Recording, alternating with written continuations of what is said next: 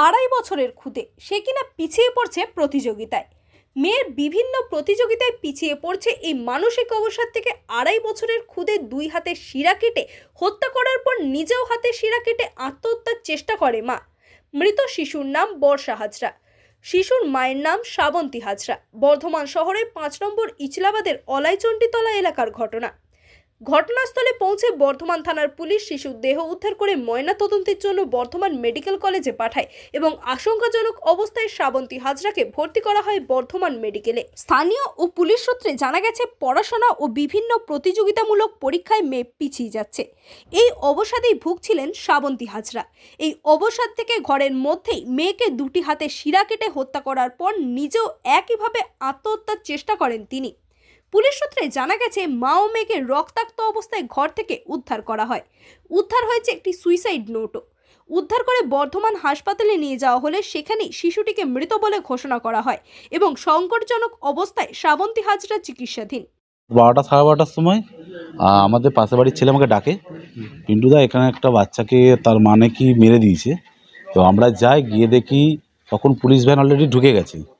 তখন বাচ্চাটাকে বার করা হলো, তার বাবাই বার করলো, আর মাকে গাড়িতে চাপালো। মায়ের কোনো সেন্স ছিল না, মাকে চাপালো, এইটুকুই আমরা দেখলাম। বাবাটা বলছে মাটা তো গেছে, মাটাই করেছে, বাবাটা যেটা বললো বলাবলি করছিল। বাচ্চাটা বিছানার মধ্যে পড়েছিল, রক্তকণ্ঠ হয়ে পড়েছিল।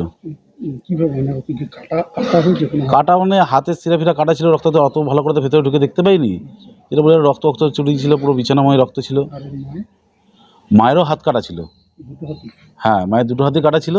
মাকে সবাই মিলে তুলে পুলিশ গাড়িতে চাপানো হলো, পুলিশ ভ্যানে, এবং বাচ্চাটাকেও চাদরকে চাপা দিয়ে ঢাকা দিয়ে তুলে দেওয়া হলো। বাচ্চাটা বয়স কীরকম হবে? বাচ্চারা বয়স ওই হিসাবে কথা বলতে পারতো তো 2 বছর থেকে 2.5 বছর। এটা ভাড়া থাকতো, আমরা তো চিনি না, আমাদের পাড়ায় ভাড়া থাকতো। হ্যাঁ, বাড়িওয়ালা জানে, কারণ আমরা ওই ভাড়াটার নামটা বলতে পারবো না। ভদ্রলোক কি করতো? ও কি করতো সেটাও জানি না, প্রেসে কাজ করতো এটা শুনেছি। হ্যাঁ, বর্তমান প্রেসে নাকি কাজ করতো এটা শুনেছি। আচ্ছা, এবারে আমরা ঠিক জানি না উনি কিসে কাজ করে। ভাড়া এসছে আমরা দেখছি, ধরুন আমি দেখছি 6 মাস 8 মাস ধরে দেখছি। অশান্তি বলতে কিছু পাশে বাড়িতে আমরা অতটা শুনতে পেতাম না, চেল্লামিল্লি অত কিছু শুনতে পেতাম না। কালকেও কোনো চেল্লামিল্লি বা কিছু শুনতে পাইনি। ঘটনাটা ঘটেছে কটার সময় যাই না, আমরা খবর পেয়েছি 12টা সাড়ে 12টার সময়। ঘটনাটা অবশ্যই আরও আগে ঘটেছে। হ্যাঁ, ওনার স্বামীকে পুলিশের সাথে কালকেই চলে গেছে ওনার স্বামী। আজকে পুলিশে নিয়ে এসেছিল। আচ্ছা, মানে নিয়ে এসেছিল ঘরে, নিশ্চয়ই কোনো কাজ ছিল, পুলিশে নিয়ে এসেছিল। কেন বলতে পারছি না এখন, কি ওদের মধ্যে স্বামী স্ত্রীর মধ্যে কিছু আছে না কি হয়েছে কিছু বলতে পারছি না। মাই মেয়েকে মেরে দিয়েছে, মাই বলছে সেটাই, স্বামী তো সেটাই বললো যে উনি জানেন সব, আমার ওয়াইফই জানে, ওয়াইফই মেরেছে, আমি বাথরুমে ছিলাম, এরকমই কথা বলছে। একই সাথে পাশের ঘরেই শিশুর বাবা থাকা সত্ত্বেও তিনি কেন কোনো কিছু টের পেলেন না বা ঘটনার নেপথ্যে অন্য কোনো কারণ আছে কিনা তাও খতিয়ে দেখছে পুলিশ। বর্তমান দিনে বেশিরভাগ ক্ষেত্রেই দেখা যায় যে সাধারণ মানুষ নিজের জন্য থেকে অন্যের জন্য বেশি বাঁচে। মূলত সোশ্যাল মিডিয়া যে দৌলত, একটা দেখনদারি, একটা শো অফ, এই শো অফের জায়গাটা অবজেক্টিভ মেটেরিয়াল বা মেটেরিয়ালিস্টিকের ক্ষেত্রে ডে বাই ডে যেন এটা একটা নিজের সন্তানকে একটা মেটেরিয়ালিস্টিক জায়গায় তুলে নিচ্ছে। কার সন্তান কত ভালো, পড়াশোনায় কত ভালো, বা আদার্স যে ক্যারিকুলারিটিস আছে সেখানে কত ভালো, এই একটা অসম রেষারেষির জন্যই কিন্তু আজকে এই মর্মান্তিক দুর্ঘটনাটি ঘটলো, বা যে ঘটনাটি ঘটেছে এটা দুর্ঘটনা বা নিছক এটা একটা মানসিক ব্যাধির জন্য ঘটনা। এটা কিন্তু সমাজকে বেশ গভীরভাবে ভাবিয়ে তুলেছে। কারণ আজকে একটা সন্তান হত্যা হতে, ফিজিক্যালি একজন সন্তানকে একজন মা তার হত্যা করেছে, কিন্তু এটা ভুলে গেলে চলবে না যে প্রত্যেক দিন আমার আপনার ঘরের যারা প্যারেন্টস আছে, আপনার নজর দিয়ে দেখতে পারেন মেন্টালি প্রত্যেক দিন প্যারেন্টসরা কিন্তু তাদের সন্তানদের এইভাবে হত্যা করছে।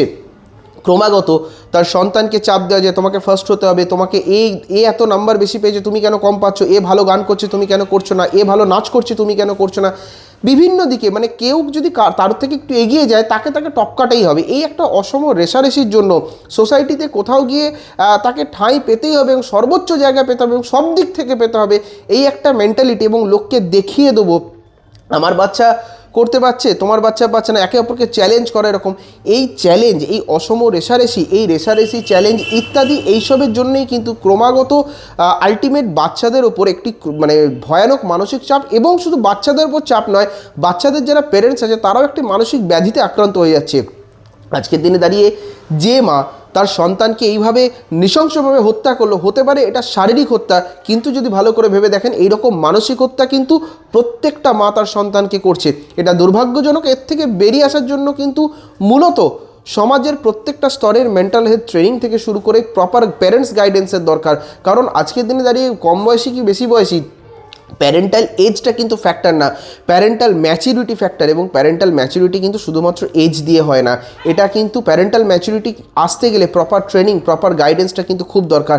রীতিমতো সরকারি ক্ষেত্রে কিন্তু এরকম ট্রেনিং অনেক জায়গায় চালু হয়েছে, কিন্তু এটা তো আরও জোরদারভাবে যদি যতক্ষণ না চালু হচ্ছে, এইভাবে যে আজকে মর্মান্তিক ঘটনা আমরা দেখতে পেলাম এবং আগামী দিনেও হয়তো দেখতে হতে পারে, এটা কিন্তু ক্রমেই বাড়ছে। সুতরাং এইরকম মর্মান্তিক ঘটনা যাতে বন্ধ হয় অবিলম্বে, এবং সরকারি ক্ষেত্রে এবং সামাজিক মাধ্যমেও সর্বস্তরে এরকম একটি প্রচেষ্টা দেখা দেওয়া উচিত, যেখানে প্যারেন্টাল ট্রেনিং এবং একে অপরের রেষারেষিগুলো বন্ধ হওয়া, কীভাবে কি বাচ্চাদের বড় করা উচিত, একে অপরকে কীভাবে ট্রেনিং প্রাপ্তর মধ্যে একটা প্রপার রেমেডির মাধ্যমে বড় করা উচিত, এইটা কিন্তু বাচ্চা, প্যারেন্টস সবাইকে শেখানোর দরকার। সুতরাং একটা সামাজিক সচেতনতার একটা, যেমন বারবার বলা হয় না যে ডেঙ্গু প্রতিরোধে জমা জল করবেন না, ঠিক সেরকম যেমন ডেঙ্গু প্রতিরোধে একটা সমাজ সচেতন করা হচ্ছে, এই রকম ছোট ছোট এই জায়গাগুলো কিন্তু যদি সচেতন না করা হয়, আগামী দিনে এইটা একটা ঘটনা থেকে নিছক একটা ঘটনা থাকবে না, পরবর্তীকালে এরকম ছোট ছোট প্রত্যেকটা পাড়ায় পাড়ায় ঘরে ঘরে এরকম ঘটনা কিন্তু ঘটতে থাকবে।